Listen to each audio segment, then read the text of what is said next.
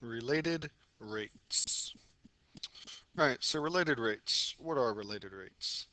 Well, like, say you spilt something on the floor, like a liquid, and it's spreading out. Right, the area of the circle is going to increase, and so is the radius, and they're going to increase proportionally, so to speak. That is related rates.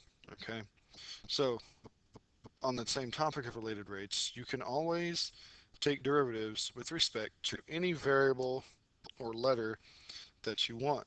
For instance, dy over dx.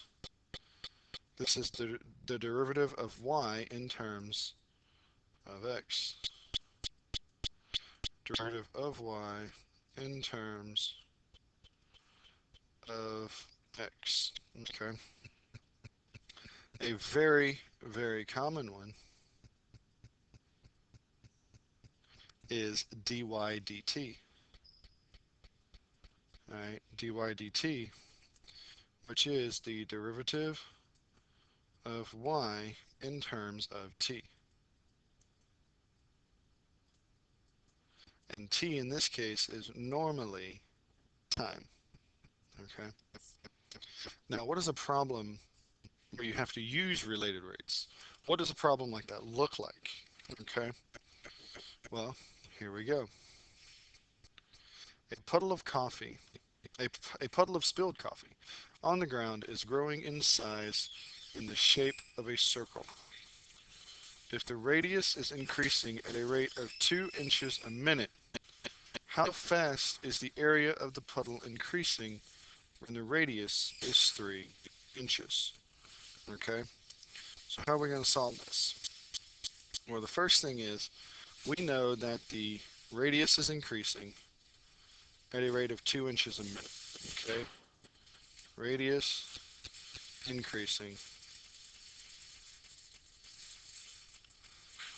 at 2 inches a minute.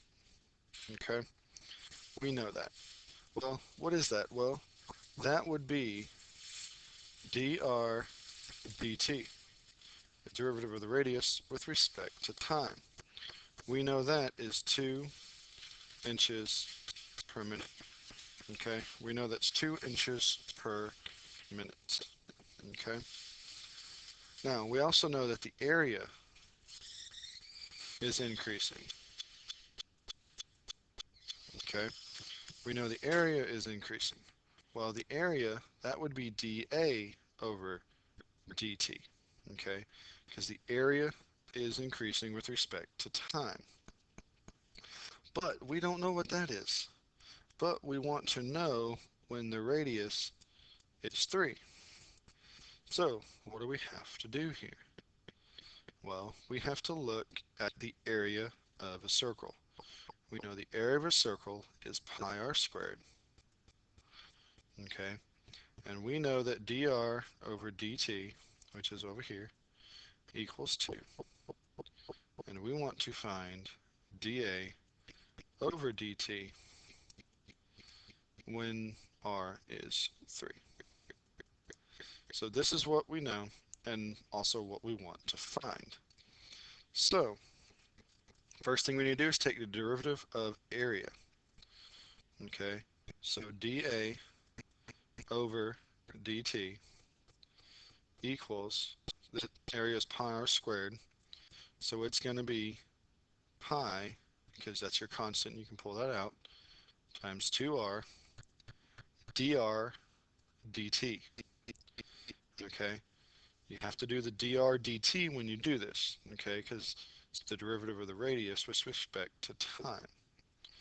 Okay, now so dA over dt equals pi times 2. Now the radius in this case is going to be 3 because that's what we're looking for. We're looking for how fast is the area increasing when the radius is 3. So that's why 3 in this, r in this case, is going to be 3. And then dr dt, well, dr dt is 2 inches a minute, so this is going to be times 2. Okay, so we know that dA over dt equals 2 times 3, which is 6 times 2, which is 12 pi inches squared per minute. Okay, so we know that our area is increasing at a rate of 12 pi inches squared per minute. Okay, so that cup of coffee you spilled, that's how fast the area of your coffee stain on the ground, or your coffee spot on the ground, is going to increase. It's going to increase at a rate of 12 inches squared, 12 pi inches squared per minute. Okay, so let's do a quick review on how we did this. Okay, first thing we did was we pulled out our what we know and what we're looking for. What we know is that our radius is increasing at 2 inches per minute. Okay, so that 2 inches per minute is dr dt. It's the derivative of the radius with respect to time. Okay, that's what that means. Then we want to find how fast our area is increasing. Well, that's dA over dt. All right, we don't know that yet, but we do know that we want to find this when our radius is 3. Okay, so that's important. So what we know, area of a circle is pi r squared, dr dt is 2, and what we're looking for, the dA dt when r equals 3. So we took the derivative of area and found dA dt, which is pi times 2r dr dt. Okay. Anytime you take a derivative like this, you're going to have a dr dt or a d whatever this was dt. Okay. So dA dt equals pi times 2, and our radius was 3 because that's when we want to know how fast the area is increasing. And of course, we multiply that by 2 because 2 is dr dt. So that multiplies to 12 pi inches squared per minute. How is it inches squared per minute? Well, the radius is in inches, and remember dr dt is in inches per minute.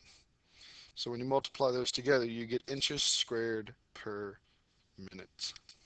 Okay? So this is how related rates work.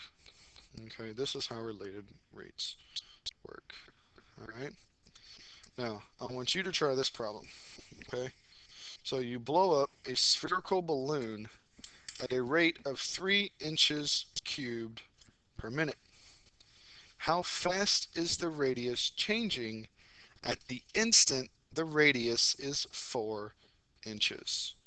Okay, so pause the video. This works similar to the last one. Pause the video, see if you can figure this out, and I will help you out. The volume of a sphere is 4/3 pi r cubed. So pause the video and see if you can figure this out.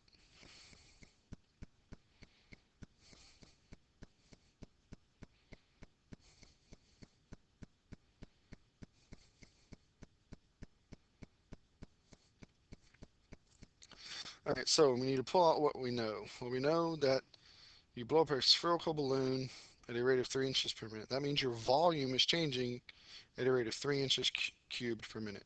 So dV, the derivative of volume, with respect to time, is going to equal 3 inches cubed a minute. Okay? And we want to know how fast is it changing when r equals 4 inches. Okay? Now, basically what that means is how fast is the radius changing? We need to find dr dt. That is what we don't know. That is what we need to find. Okay? We know how fast the volume is changing, so we need to find how fast the radius is changing when the radius is 4. All right? So let's set this up. The first thing we need to do is find dv dt. I mean, I know it's 3, but we need to find our equation so we can have r and get dr dt and so on. So dv dt equals 4/3 pi, okay, 3r squared, because that's the derivative of r cubed, dr dt, okay? Now let's simplify this a little bit. The 3's will cancel. So dv dt equals 4 pi r squared dr dt. Okay. Now we know that the dv dt equals 3 inches cubed a minute, and then 4 pi, and we're looking for when our radius is 4 inches, so r is 4 squared dr dt. Okay. Now let's do some multiplying and multiply this out. All right, so we have 3 inches cubed a minute equals 4 squared is 16 times 4 is 64 pi dr, whoops, dt. I didn't mean to write that. All right, now we want dr dt by itself, so we're going to divide off the 64 pi, divide off 64 pi. So our radius is changing, dr over dt is changing at a rate of 3 over 64 pi inches per minute. Okay, it is changing at a rate of 3 over 64 pi inches per minute when your radius is 4. Okay, so let's just review what we did. You're blowing up a spherical balloon at a rate of 3 inches per minute. How fast is the radius changing?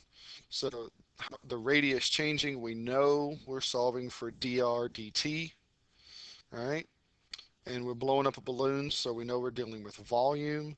So our volume is changing at a rate of 3 inches cubed per minute. And we want to know how fast the radius is changing when r equals 4. So here's our volume equation. We had to take the derivative of volume. So the derivative of 4/3 pi r cubed is 4/3 pi times 3r squared dr dt. And then we simply solved for the dr dt.